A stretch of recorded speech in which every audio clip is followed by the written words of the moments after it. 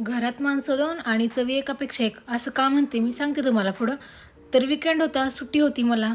तर म्हटलं दिवाळीची साफसफाई करायला सुरुवात करूया. कारण दिवाळी ऑलमोस्ट 1 आठवड्यावरती राहिली होती. तर मला जमेल तेवढं मी काम केलं. सुरुवात मी किचनपासूनच केली. तर कपाटावरची भांडी वगैरे काढली, स्वच्छ करून ठेवली. कपाट पण स्वच्छ केलं. दुसऱ्या दिवशी होता रविवार, यांना सुट्टी होती. तर यांच्याकडूनही काही थोडंफार काम करून घेतलं. म्हणजे जे मला पॉसिबल झालं नाही. थोडक्यात काय फॅन क्लीन करणं म्हणा किंवा पडदे वगैरे काढणं ह्या गोष्टी यांनी केल्या. सगळं आवरता संध्याकाळ झाली. संध्याकाळी आम्ही थोडं बाहेर गेलो कारण दिवाळीसाठी थोडीफार खरेदी करायची होती.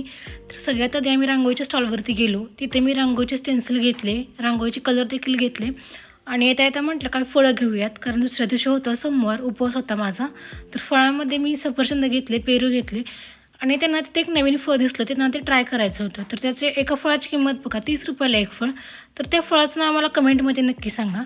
तर यांना म्हटलं मी आता सकाळपासून कंटाळा आला आहे खूप, तर आपण डाळ भात बनवूया सिंपल असा जेवणामध्ये. पण नाही, यांना मिसळ खायची होती.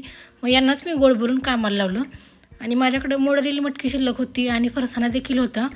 तर मी पटकन मिसळची तयारी करून घेतली आणि कुकरमध्येच इन्स्टंट अशी मिसळ बनवून घेतली.